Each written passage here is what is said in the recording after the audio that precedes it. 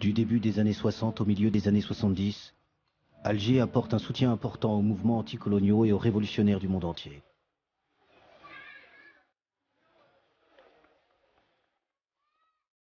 Une fois l'indépendance acquise, après 8 années d'une guerre cruelle, l'Algérie de Ben Bella, puis celle de Boumedienne, sera une terre d'accueil de militants du tiers-monde en lutte contre l'oppression coloniale ou raciale.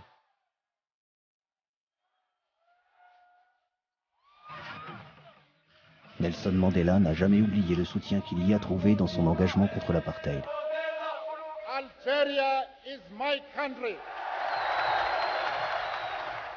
Alger la Blanche est devenue Alger la Rouge.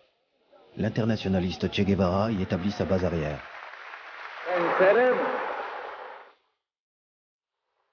Le leader afro-américain, Eldridge Cleaver, veut en faire le centre de rayonnement international du Black Panther Party.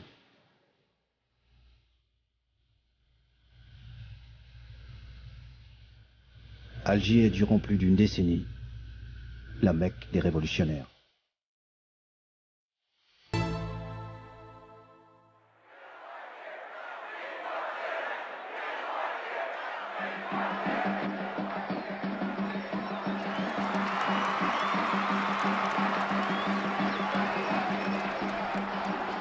Juillet 1962.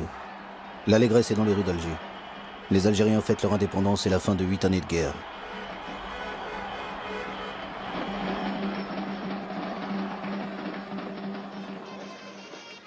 En coulisses, une autre lutte commence. Celle des leaders nationalistes pour le contrôle de cette Algérie indépendante. L'homme fort est Ouari Boumedienne, le chef de l'armée de libération nationale, basé à Oujda au Maroc. Son allié est Ahmed Ben Bella. Ben Bella et Boumedienne rentrent ensemble à Alger. L'austère Boumedienne affiche un large sourire, le pouvoir est acquis, mais pour l'heure, le héros des Algériens est Ben Bella. Ben Bella devient le président de la République et Boumedienne le numéro 2 du gouvernement et surtout ministre de la Défense.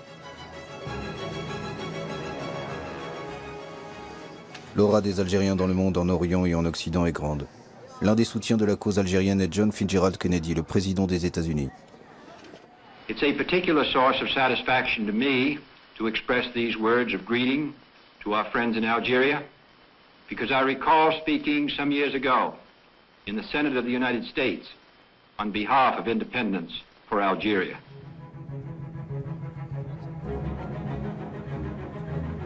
En octobre 1962, Ahmed Ben Bella se rend à New York pour la cérémonie officielle de l'entrée de son pays en tant que 109e membre de l'Organisation des Nations Unies.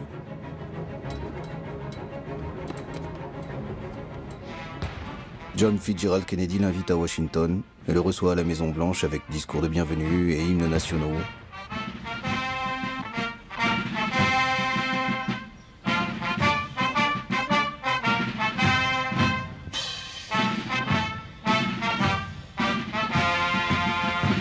Les fausses notes de l'hymne algérien joué par les Américains n'enlèvent rien à la volonté de Kennedy de marquer cette visite par des gestes amicaux.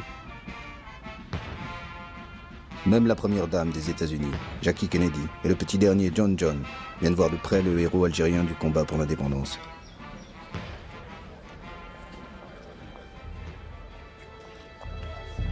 Lorsque Kennedy et Ben Bella se retrouvent pour un entretien privé, leur discussion ne porte pas sur une éventuelle coopération entre leurs deux pays. Ben Bella projette de s'envoler directement des États-Unis vers l'île de Cuba dirigée par le révolutionnaire Fidel Castro. Cela déplaît à Kennedy qui cherche à le dissuader. L'île de Fidel Castro est sous blocus des États-Unis. Elle vient d'accueillir sur son territoire, à moins de 150 km du sol américain, des missiles nucléaires de l'Union soviétique. Les deux grandes puissances sont au bord d'une guerre nucléaire.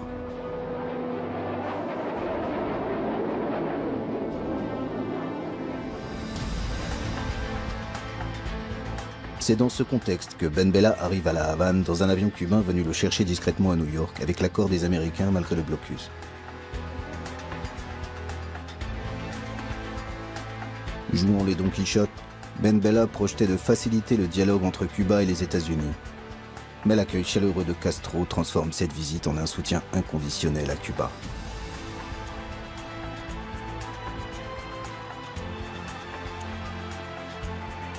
Pour les Cubains, Ben Bella est l'homme qui a défié le blocus des États-Unis pour leur rendre visite.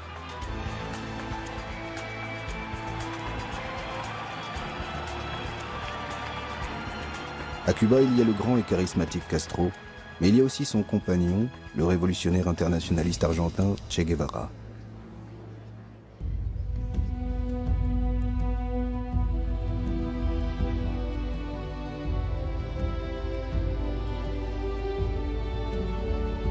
Castro, Ben Bella et Che Guevara échafaudent des plans pour aider les révolutions en cours.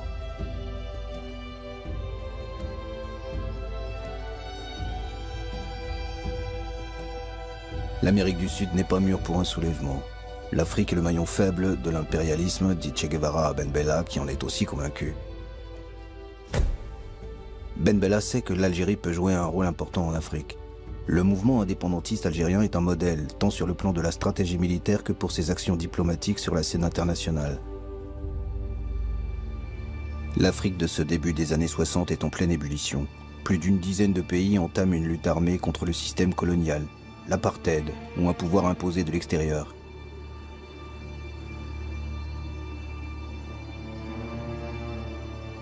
Dès avant l'indépendance, plusieurs leaders révolutionnaires africains viennent voir de près ce modèle. Ben Bella en a rencontré quelques-uns à Oujda, base arrière de l'armée de libération nationale algérienne. Parmi ces leaders, le Sud-Africain Nelson Mandela. Mandela est un militant du Congrès national africain, l'ANC, qui lutte contre la ségrégation raciale de l'apartheid depuis 2 décennies. Il croyait profondément à la non-violence et au droit pour faire changer les choses. Le massacre de Sharpeville en 1960 fut un choc pour lui. Dans ce township du nord-est de l'Afrique du Sud, des policiers blonds tirent sans sommation sur des manifestants noirs sans armes. Une répression brutale qui fait 70 morts et près de 200 blessés. There are many people who feel that it is useless and futile for us to continue talking peace and non-violence against a government whose reply is only savage attacks on an unarmed and defenseless people. Nelson Mandela abandonne la stratégie de la non-violence et fonde la branche armée de l'ANC. Il entre dans la clandestinité et avec un passeport éthiopien entreprend une tournée des pays africains à la recherche d'aide et de soutien. En mars 1962, il est au Maroc, à Oujda, près de la frontière algérienne. C'est dans ce camp militaire que Mandela participe à quelques entraînements avec des combattants algériens. Il retiendra surtout les leçons de stratégie révolutionnaire prodiguées par les Algériens. La lutte armée n'a pas pour objectif de remporter une victoire militaire, mais de libérer les forces politiques qui feront tomber l'ennemi.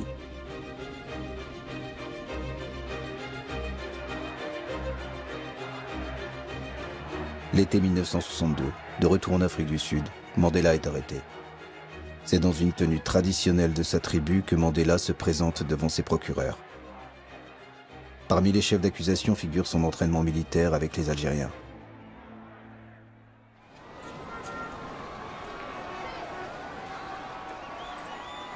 À l'automne 1962, Ben Bella dirige un pays désorganisé qui a du mal à se relever de 8 ans de guerre et du départ massif des Européens d'Algérie. Son indépendance acquise, le peuple réclame désormais du travail et des logements. Ces difficultés économiques n'empêchent pas Ben Bella de s'engager pour l'Afrique, dont il fait son domaine réservé. Une revue est dédiée à cette cause, Révolution africaine. La direction est confiée à Jacques Vergès, l'avocat français des militants du FLN algérien durant la guerre d'indépendance. Jacques Vergès connaît plusieurs leaders africains qu'il a rencontrés à Oujda. Révolution africaine affiche dès ses débuts sa dénonciation du colonialisme et de l'impérialisme et leur sainte alliance en Afrique. En ce début de l'année 1963, les principaux collaborateurs de cette revue sont des journalistes français de gauche ou d'extrême gauche.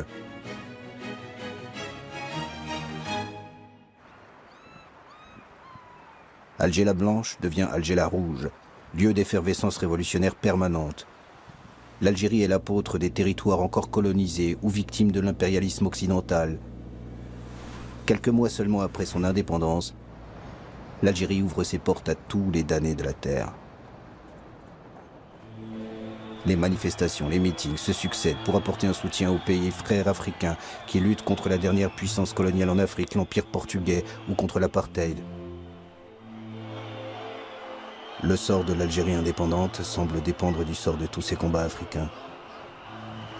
L'épouvantail de la menace extérieure est agité pour mettre un voile sur les difficultés économiques du pays. Nous devons rester fidèles à ce que nous avons été depuis 7 ans. Et nous pourrions nous trouver isolés, notre propre expérience ici pourrait se trouver menacée de l'extérieur et par là même remise en cause.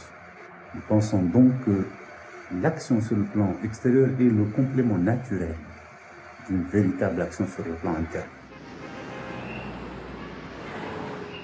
Le premier mouvement de libération accueilli à Alger est l'ANC de Nelson Mandela, à qui le gouvernement algérien attribue dès 1963 un bureau en plein centre-ville.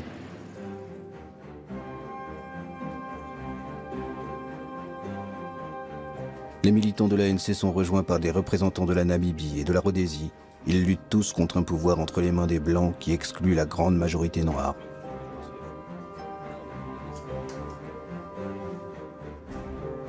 Comment vivez-vous ici? Avec quel argent? Avec quels moyens? Eh bien, c'est grâce à le soutien du gouvernement algérien, le parti. C'est lui qui vous donne de l'argent, qui vous donne des moyens de vivre, qui vous loge? Qui nous loge, donne tout ce que nous avons besoin, y compris les billets de voyage pour assister aux conférences internationales, afin de mobiliser l'opinion internationale. L'année suivante, d'autres mouvements de libération africains s'installent dans la capitale algérienne. Le Mozambique est représenté par le Frélimo, la Guinée-Bissau et le Cap-Vert par le PAIGC d'Amilcar Cabral, l'Angola par le MPLA et le FNLA.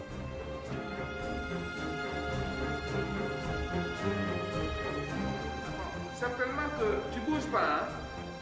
Parce qu'ils sont chez moi, certainement qu'ils partent. Une solidarité militante anime ces mouvements de libération, tous financés par l'Algérie, qui leur apporte un soutien militaire et diplomatique.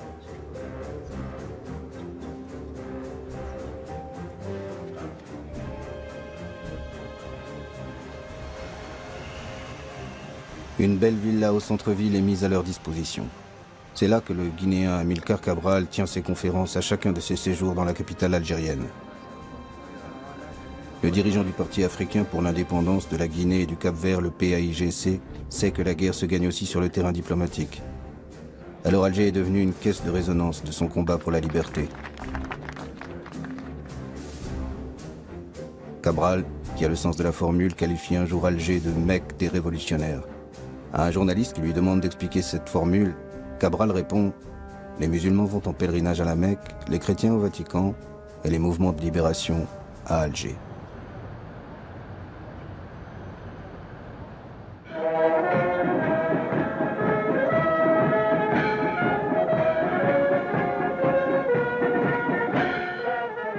L'Éthiopie accueille en mai 1963 l'assemblée fondatrice de l'OUA, l'Organisation de l'Unité africaine. 30 pays, pour la plupart indépendants depuis peu, se retrouvent à Addis Abeba. L'empereur Haïlé Sélassié, qui dirige un pays d'une extrême pauvreté, reçoit les chefs d'État avec une profusion de luxe. La nouvelle organisation africaine appelle à l'émancipation totale des territoires africains qui ne sont pas encore indépendants. Pour l'Algérien Ben Bella, l'OUA doit s'impliquer davantage. Nous nous sommes battus pendant 7 ans et demi contre l'impérialisme le plus obstiné qui ait jamais existé. Nous n'avons pas le droit de penser à mieux manger quand des gens tombent en Angola, en Mozambique, en Afrique du Sud. Mais il y a une rançon à payer pour faire en sorte que notre solidarité soit effective. Eh bien, acceptons tous de mourir un peu, ou tout à fait, pour que l'unité africaine ne soit pas un mot creux.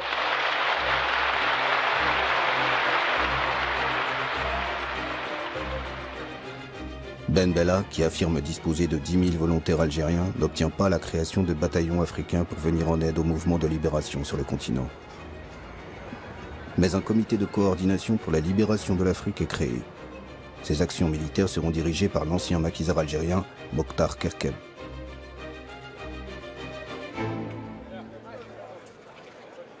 Ben Bella se voit en Castro africain.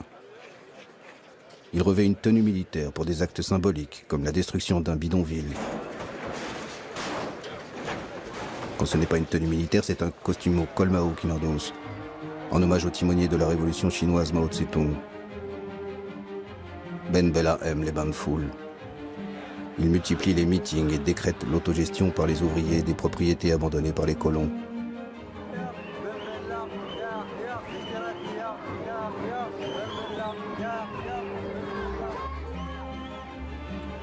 Alger la révolutionnaire se doit d'être exemplaire, donner l'image d'une ville propre, en mobilisant sa population par des slogans, à l'instar de ceux que l'on trouve dans les pays communistes de l'Europe de l'Est. L'option socialiste est engagée, proclame la propagande gouvernementale, mais un socialisme compatible avec la religion, l'islam.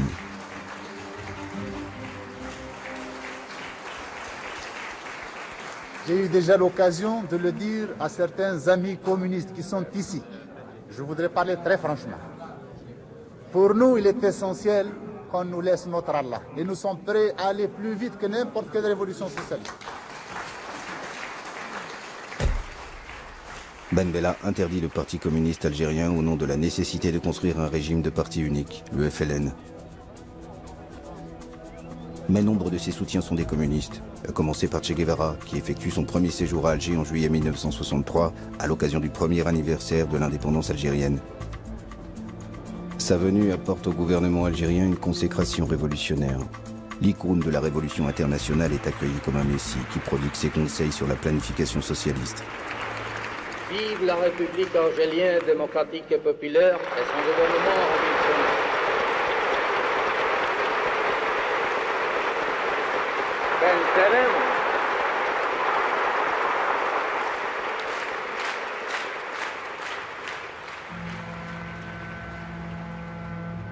L'autre grand ami de Ben Bella est le leader du monde arabe, Gamal Abdel Nasser, le président égyptien, qui arrive sur un bateau baptisé El Houria, la liberté.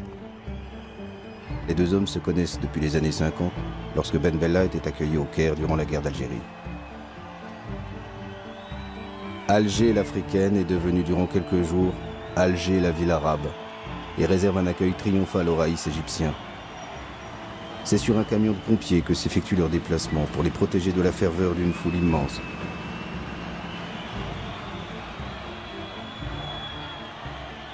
La proximité idéologique est très forte entre Ben Bella et Nasser. L'un et l'autre prônent un socialisme compatible avec l'islam. Le grand frère Nasser enverra à Ben Bella quelques conseillers politiques et des milliers d'enseignants pour une Algérie qui entame une campagne d'arabisation.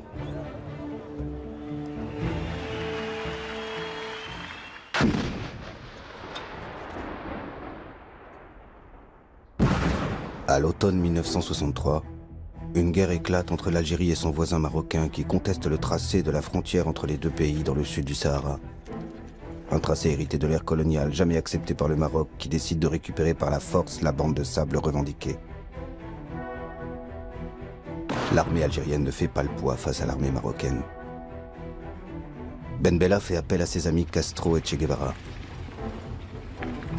Les Cubains volent au secours de la révolution algérienne en danger. C'est dans un navire livrant officiellement du sucre que sont transportés des hommes et du matériel pour venir en aide à la jeune révolution algérienne. L'Égypte de Nasser envoie des avions et des hélicoptères. Une guerre des sables qui se termine par un compromis. La zone revendiquée est démilitarisée. Ben Bella et le roi du Maroc Hassan II signent un accord sous l'égide de l'Organisation de l'Unité africaine.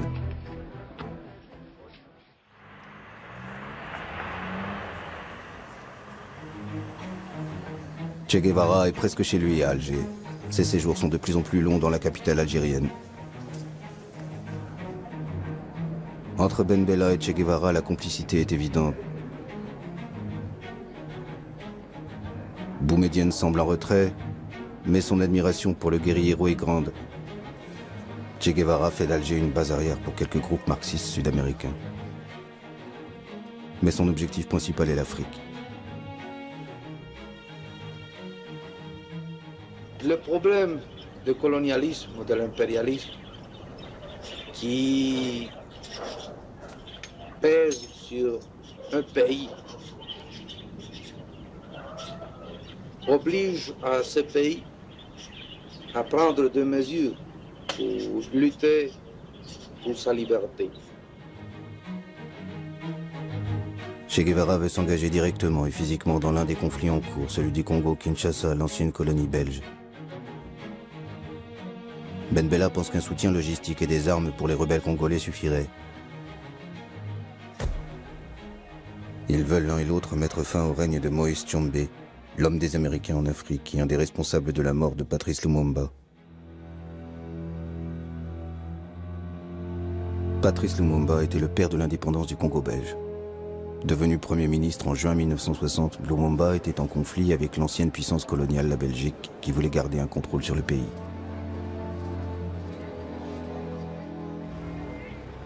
À l'instigation des Belges et des Américains, Patrice Lumumba est arrêté par le colonel Mobutu, chef d'état-major de l'armée. Il est brutalisé sous les yeux de sa femme et de son fils.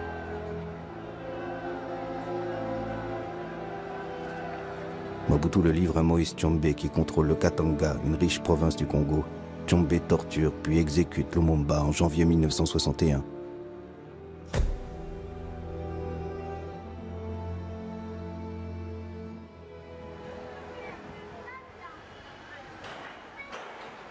Alger se souvient de Patrice Lumumba, celui qui a payé de sa vie sa soif de liberté pour son peuple.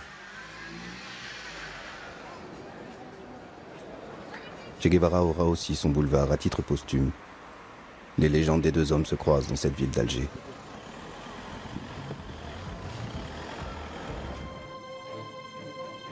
Début 1965, Che Guevara prépare son expédition au Congo pour aider la mouvance marxiste au sein des rebelles lumumbistes. Malgré son désaccord, Ben Bella charge le colonel Mortar Kakab de lui apporter le soutien logistique de l'Algérie.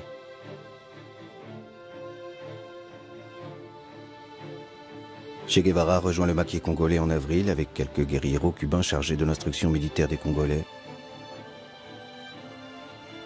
Après quelques mois, cette expédition est un échec. Le Che et ses guérilleros se retirent du Congo et quittent l'Afrique pour d'autres foyers de guérilla en Amérique du Sud.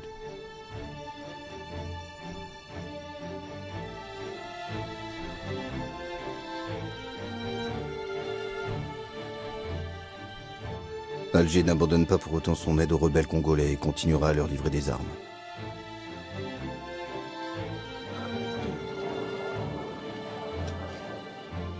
En Angola, où plusieurs mouvements luttent contre le colonialisme portugais, Alger soutient autant le marxiste Agostinho Neto que le pro-occidental Roberto Holden. L'Algérie n'est pas à un paradoxe près. Elle aide un homme largement financé par les Américains qui ne veulent pas que les marxistes prennent un jour le pouvoir en Angola. Avez-vous des contacts personnels avec M. Ben Bella? Je peux dire que nous avons des contacts personnels avec lui. D'ailleurs, nos officiers, comme vous avez pu le constater ici, ont été formés à l'école de guerre algérienne. Et ce qui fait que nos contacts avec les Algériens sont très bons et très poussés. En cette année 1965, Ben Bella est au sommet de sa popularité. Une popularité qui, croit-il, lui permettrait de s'affranchir de la tutelle du colonel Boumedienne qui l'avait aidé à prendre le pouvoir. Il décide même de remanier le gouvernement en écartant quelques proches de Boumedienne. Le conflit entre les deux hommes est manifeste. Mais Ben Bella pense que c'est une simple brouille qui sera vite oubliée.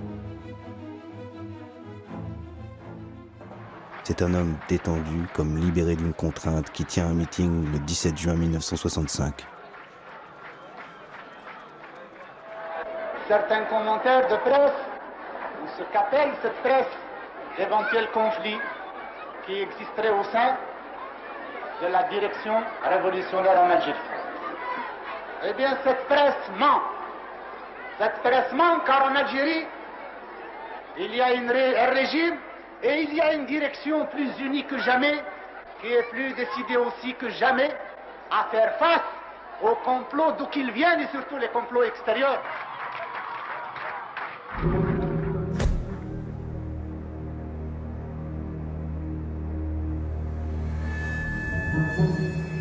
Deux jours plus tard, les Algérois découvrent à l'aube des chars en plein centre-ville. La plupart croient que c'est du cinéma. Depuis quelques semaines, le tournage d'un film sur la guerre d'Algérie a habitué les Algérois à la présence de chars dans les rues de la ville. Peuple algérien, un conseil de la révolution a été créé. C'est par un communiqué diffusé en boucle à la radio que les Algériens apprennent le coup d'État. Ben Bella a été renversé dans la nuit par des hommes qui agissent au nom d'un conseil de la révolution.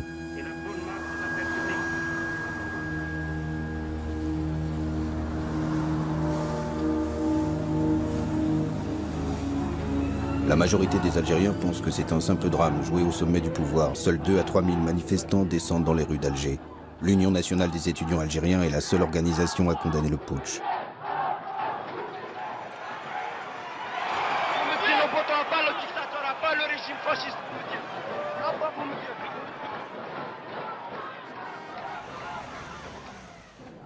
Le pouvoir acquis, il reste aux hommes de Boumedienne à faire oublier leur image de putschiste et redorer le blason révolutionnaire de l'Algérie auprès de la presse internationale. Rien n'est changé en Algérie. Quant aux lignes fondamentales, quant aux principes, nous revenons seulement à la source.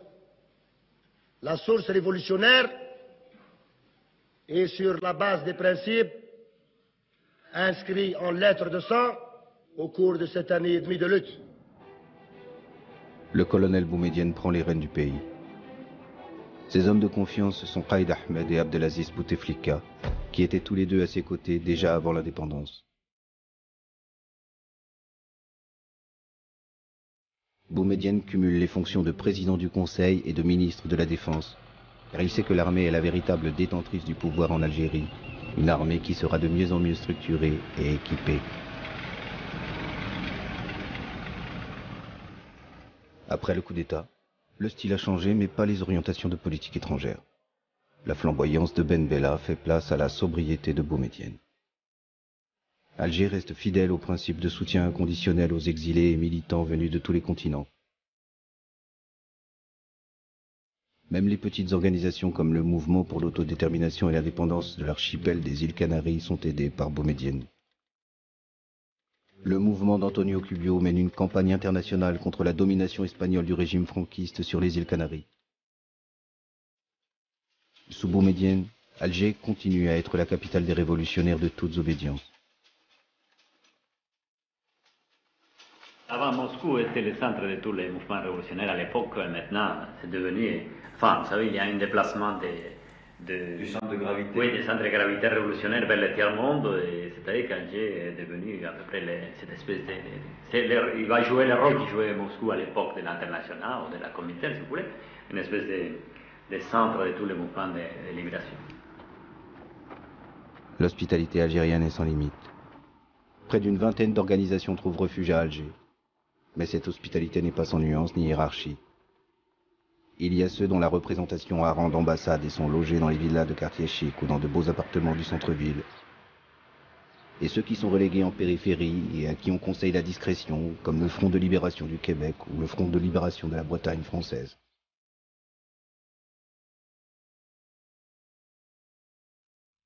Oscar Montero est le représentant à Alger du Front de libération du Mozambique. Sa délégation compte une dizaine de personnes, entièrement prises en charge par le gouvernement algérien.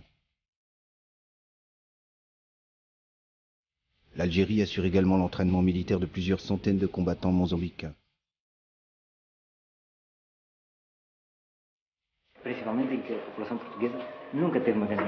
Oscar Montero s'active beaucoup pour le rayonnement international de son organisation.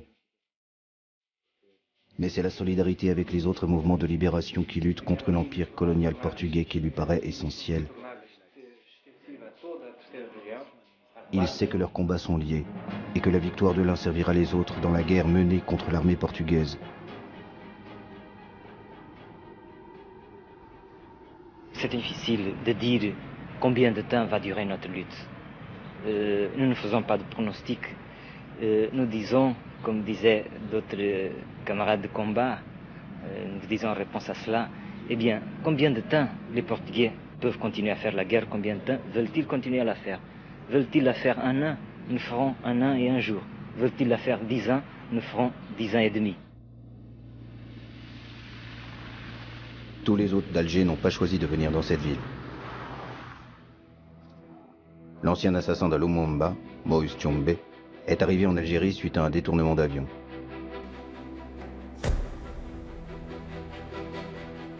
En cette année 1967, Moïse Tchombe était en exil en Espagne. C'est lors d'un voyage que son avion est détourné vers Alger par une de ses relations d'affaires. 2 ans auparavant, Moïse Tchombe avait été destitué de son poste de Premier ministre et condamné à mort par contumace par celui qui est devenu le maître absolu du Congo-Kinshasa, Joseph Désiré Mobutu. Mobutu, probable commanditaire du détournement d'avion avec l'aide de la CIA, envoie une délégation à Alger pour demander à Boumedienne l'extradition de Tchombe. Boumedienne tergiverse et finalement refuse. Nous avons parlé de crimes contre l'humanité africaine. Ce qu'il a fait au Congo, les intérêts qu'il a servis là-bas, l'assassinat de Lumumba et d'autres patriotes congolais font que nous le considérons comme quelqu'un qui relève de la justice de son peuple, certes, mais également de la justice de toute l'Afrique et de tout le monde progressiste. Sans véritable procès, Tchombe reste prisonnier du gouvernement algérien. Celui qui était habitué au grand luxe termine sa vie dans une villa de style mauresque au mobilier modeste.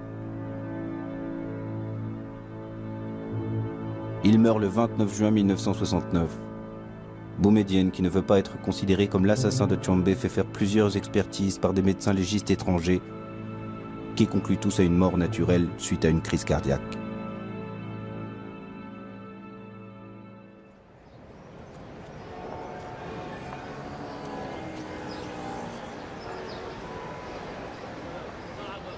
La première représentation de la Palestine en Algérie est celle du Fatah de Yasser Arafat, à laquelle est conféré un rang d'ambassade. Quelques années plus tard, c'est l'OLP regroupant toutes les organisations palestiniennes qui occupent cette belle demeure.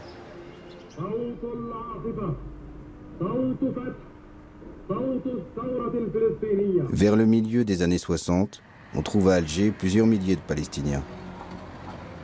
La plupart d'entre eux sont des réfugiés, étudiants ou travaillant pour l'Algérie. Jusqu'en 1967, l'aide algérienne à Yasser Arafat est plus diplomatique que militaire. Seulement quelques centaines de fidaïns palestiniens sont entraînés en Algérie.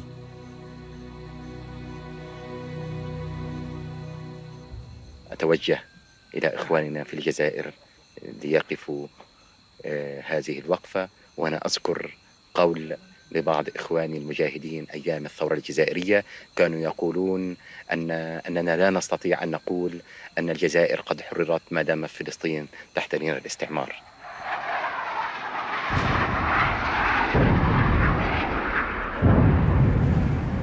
Le 5 juin 1967, Israël attaque ses voisins arabes et détruit le potentiel militaire de 3 pays, l'Égypte, la Syrie et la Jordanie. En moins d'une semaine, l'État hébreu annexe d'importants territoires dont Jérusalem-Est et triple ainsi sa superficie. L'armée égyptienne, la plus importante de la région, est dévastée. Le cessez-le-feu réclamé par l'ONU est accepté par les armées arabes défaites. Une humiliation envahit le monde arabe. À Alger, cette défaite est vécue comme un séisme, malgré l'éloignement du champ de bataille. Les Algériens descendent dans la rue pour réclamer vengeance et poursuite de la guerre. L'impérialisme anglo-américain est pointé du doigt comme responsable et coupable d'avoir armé Israël. Il ne fait aucun doute qu'au Moyen-Orient, l'impérialisme a frappé par instruments interposés. Si nous ajoutons cet élément aux autres éléments africains, peut-être même qui sont passés en Asie ou en Europe, d'autres, nous sommes obligés d'aboutir à la conclusion qu'il y a un plan impérialiste qui est mis en application. Le gouvernement algérien rompt ses relations diplomatiques avec les États-Unis.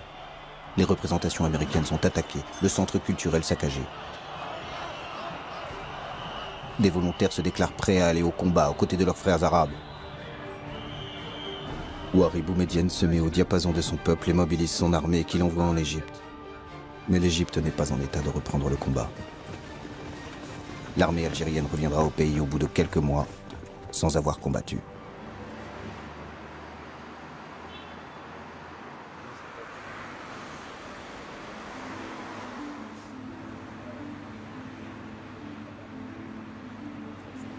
Le Front national de libération du Sud-Vietnam a une ambassade dans le beau quartier d'El Biar. Les Algériens ont une dette envers les Vietnamiens. En 1954, c'était la victoire des communistes vietnamiens contre l'empire colonial français à Dien Bien Phu qui a donné des ailes au FLN algérien pour engager une lutte armée. La solidarité avec la résistance sud-vietnamienne trouve un important écho auprès des Algériens.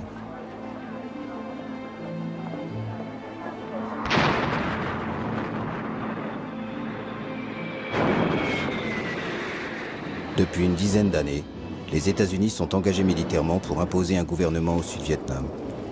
Les atrocités de cette guerre suscitent une très grande émotion à travers le monde entier.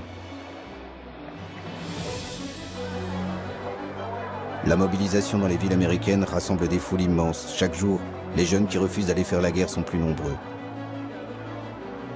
Les Noirs américains sont les plus hostiles à cette guerre contre un peuple qui ne leur a rien fait. Aucun Vietnamien ne m'a traité de nègre, affichent certaines pancartes de manifestants. Stokely Carmichael, théoricien du pouvoir noir, et un des leaders du Black Panther Party, le mouvement radical contre les discriminations, appelle les Afro-Américains à déserter l'armée et refuser d'aller se battre au Vietnam. Pourchassé par le gouvernement américain, Carmichael trouve refuge à Alger en 1968. Il est devenu un ennemi de son pays. And it is important that we begin now to visit African countries so that when the United States invades Africa, as she will have to in the coming years, we will have developed a revolutionary consciousness among African Americans that they will not fight. En 1969, c'est un autre leader du Black Panther Party, Eldridge Cleaver, qui demande asile à Alger, fuyant les États-Unis après des affrontements violents avec la police. Le gouvernement algérien l'accueille généreusement, met à sa disposition une villa dans le quartier d'El Biar et lui alloue une bourse mensuelle.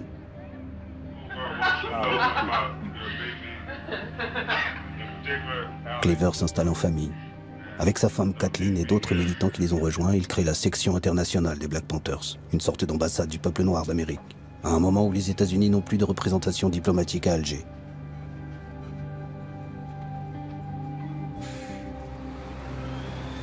Un centre culturel afro-américain est installé dans la rue la plus fréquentée, au centre-ville.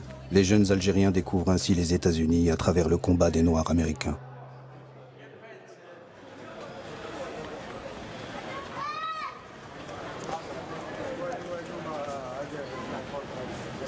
Comme pour tous les révolutionnaires en visite à Alger, le pèlerinage dans le quartier de la Casbah est incontournable pour Eldridge Cleaver.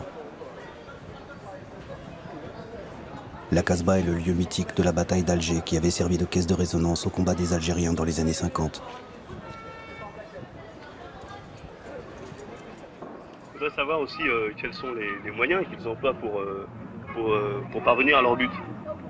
What are the means you are employing to reach your... Guns. La force. La force, le fusil. Le fusil. Uniquement le fusil. He asked if it's the only guns. He asked if it's the only guns. And bombs, you know, guns, just like you had to do it here.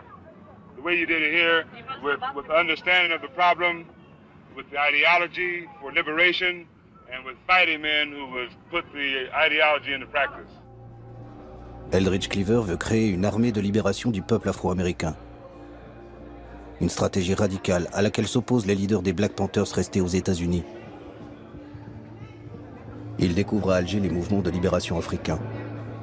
Son ambition est de s'inscrire dans l'idéologie panafricaniste qui préconise la solidarité entre les Noirs de par le monde.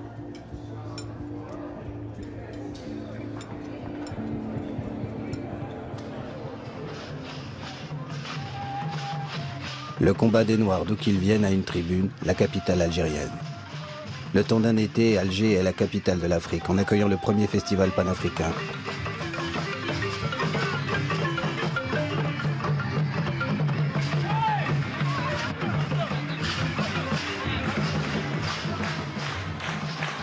En ce mois de juillet 1969, Alger connaît la même allégresse que lors des premiers jours de l'indépendance. L'Afrique indépendante côtoie l'Afrique combattante.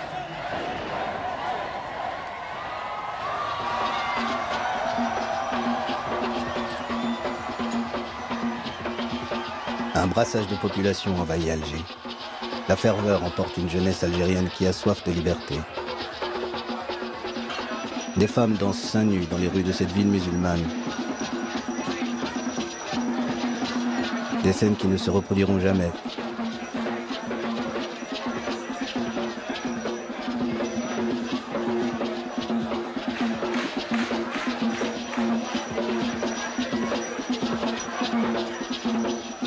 Les jeunes Algériens se sentent aussi africains et vibrent au son de musique qu'ils découvrent.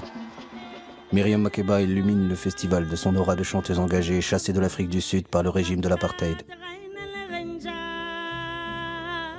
Myriam Makeba rend hommage en chanson et en arabe à l'Algérie, terre d'asile des combattants de la liberté.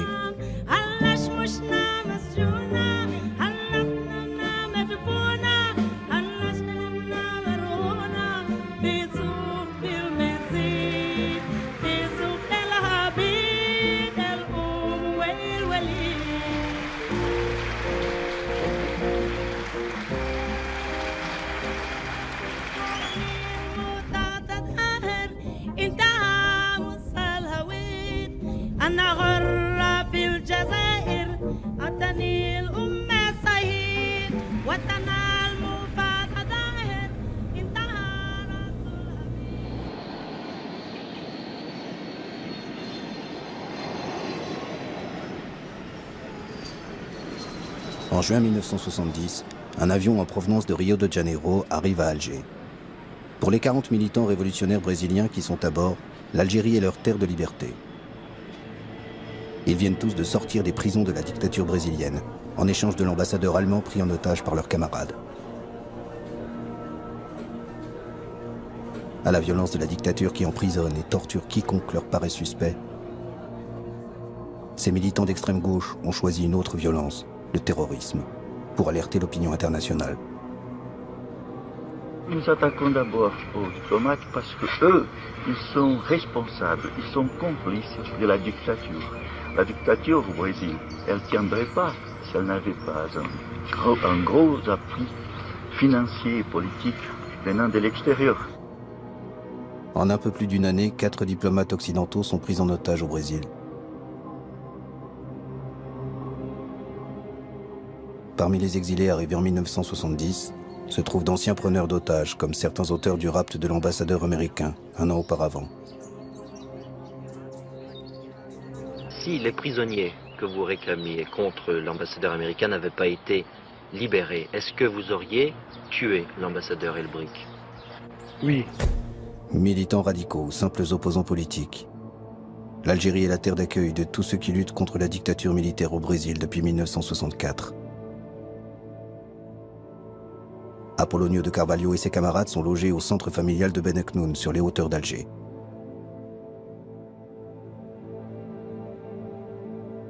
Certains d'entre eux partiront vers d'autres destinations en Europe ou à Cuba. D'autres resteront dans la capitale algérienne jusqu'à l'amnistie du gouvernement brésilien qui leur permettra de retourner dans leur pays en 1979.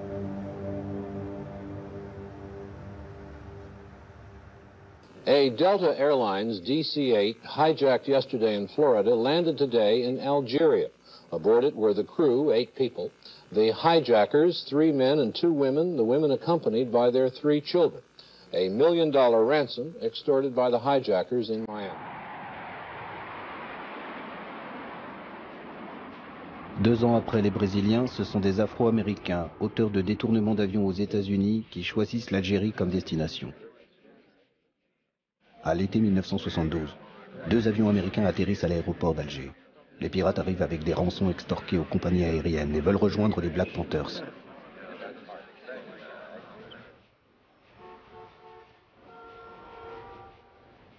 Les autorités algériennes, embarrassées, les emmènent dans un grand hôtel du centre-ville.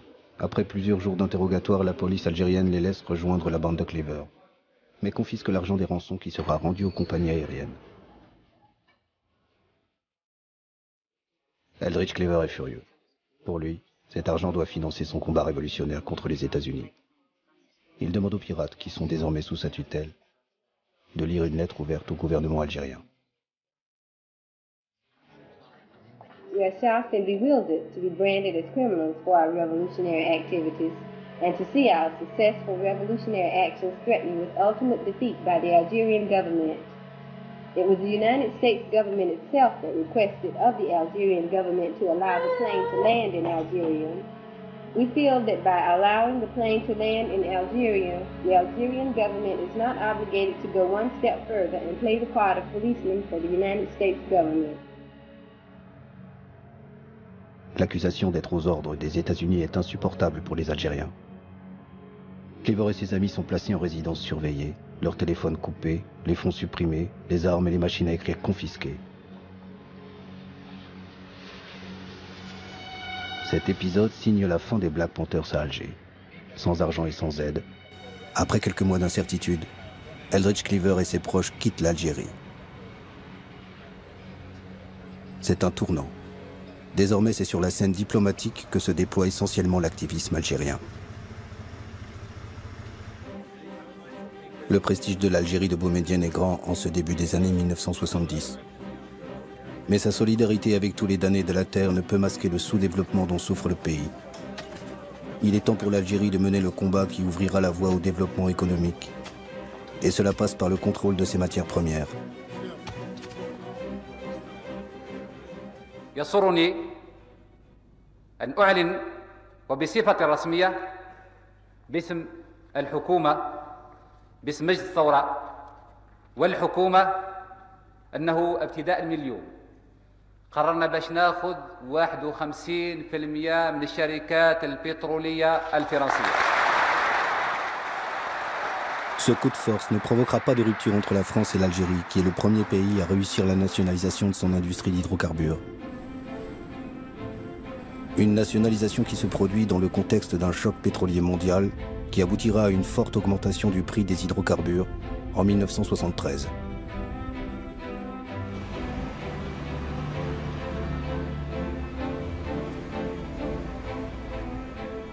Cette même année, Houari Boumedienne accueille à Alger le sommet des non-alignés en leader du tiers-monde.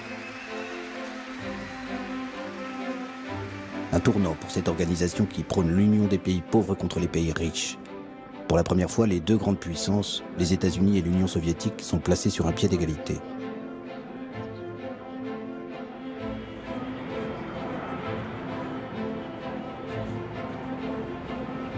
L'année suivante, c'est cette idée d'un nouvel ordre économique mondial que Houari Boumedienne défend à l'ONU. Depuis 1962 et la cérémonie qui avait officialisé l'entrée de l'Algérie à l'ONU, c'est la première fois qu'un président algérien se rend à New York. C'est l'occasion choisie par Richard Nixon pour l'inviter à Washington. Une rencontre importante pour le président américain qui déroge à la règle en vigueur. Ne jamais recevoir à la Maison-Blanche le chef d'État d'un pays avec lequel les États-Unis n'ont pas de relations diplomatiques. Henry Kissinger, le chantre de la réelle politique, prolonge les discussions avec le président algérien. Depuis le départ des Black Panthers d'Alger, aucune tension n'existe entre les deux pays. L'un et l'autre pensent que c'est le moment de rétablir leurs relations diplomatiques rompues depuis 1967. L'Algérie pourra enfin vendre son pétrole et son gaz aux États-Unis et financer ses grands projets industriels. En cette même année 1974, l'Assemblée générale de l'ONU désigne à l'unanimité Abdelaziz Bouteflika pour présider sa 29e session. Le diplomate révolutionnaire, comme le surnomme Kissinger, joue les agitateurs et fait de l'ONU une tribune pour les mouvements de libération. Bouteflika rallie habilement une grande majorité de pays à la cause palestinienne et accueille Yasser Arafat à l'ONU. Le dirigeant palestinien découvre que la diplomatie est aussi importante que la lutte armée et fait pour la première fois une offre de paix.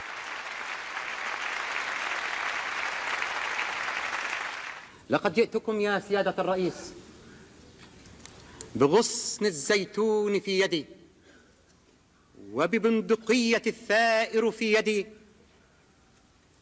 فلا تسقط الغصن الأخضر من يدي لا تسقط الغصن الأخضر من يدي لا تسقط الغصن الأخضر من يدي.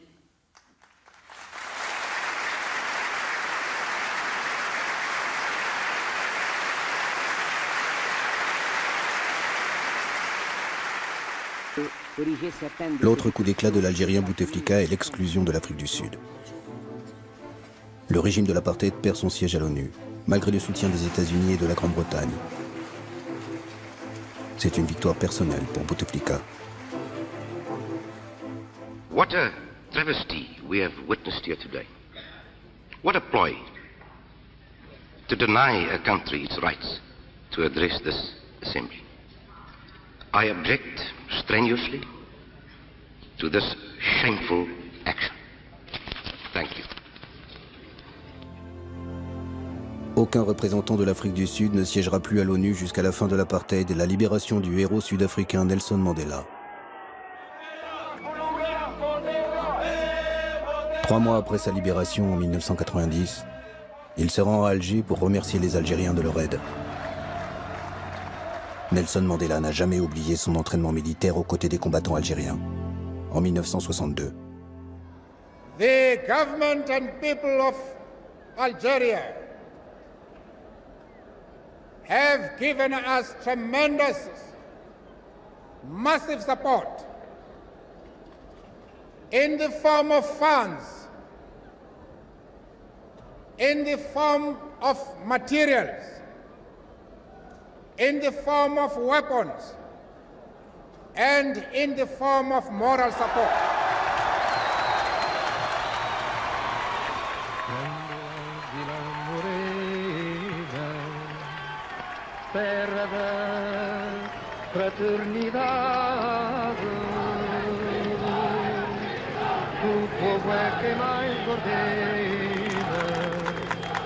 Le Portugal, dirigé jusque-là par un régime fasciste, devient une terre de fraternité au cours de cette année 1974.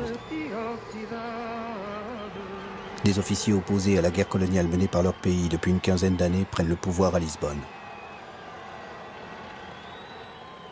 Qu'est-ce que vous pensez des mouvements de libération africains? Moi, de ma part, je suppose qu'ils ont le droit à la liberté, comme l'Algérie, quoi. Parce qu'ils auront le droit à la liberté, ils sont dans leur pays. C'est où, quoi, c'est pas nous. Le peuple portugais apporte un immense soutien à ce putsch militaire, d'autant que le pouvoir est très vite transféré aux mains des civils. L'un des hommes qui incarne ce pouvoir est le socialiste Mário Soares, qui devient ministre des Affaires étrangères. La révolution des œillets ouvre la voie aux indépendances des colonies. Les négociations avec les mouvements de libération peuvent enfin commencer. Le premier accord de paix est signé dans la capitale algérienne entre Mário Soares et Pedro Pires, le représentant du Parti africain pour l'indépendance de la Guinée et du Cap-Vert. Le grand absent à Alger en ce mois d'août 1974 est le leader historique guinéen Amilcar Cabral, assassiné à Conakry un an plus tôt par des membres de son parti.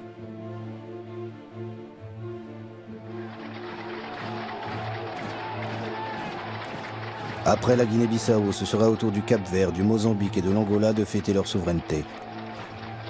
Mais les indépendances ne mettront pas fin aux souffrances des peuples. En Angola et au Mozambique, aux guerres d'indépendance succéderont les guerres civiles entre les différents clans nationalistes pour le contrôle du pouvoir.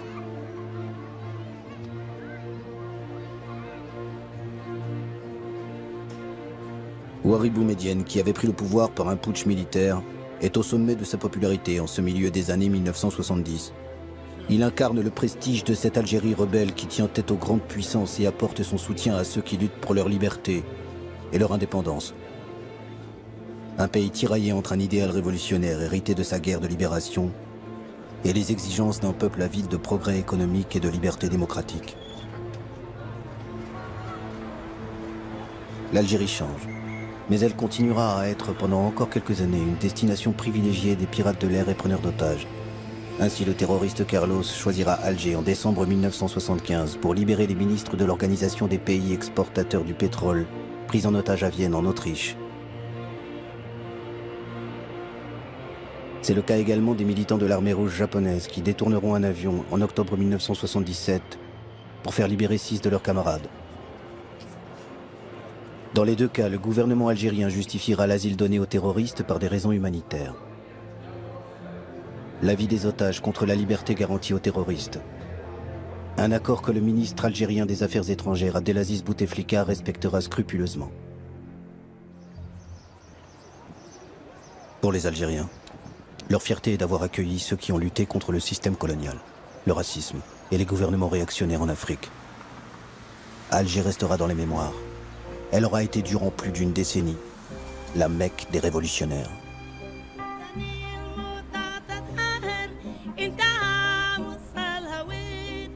un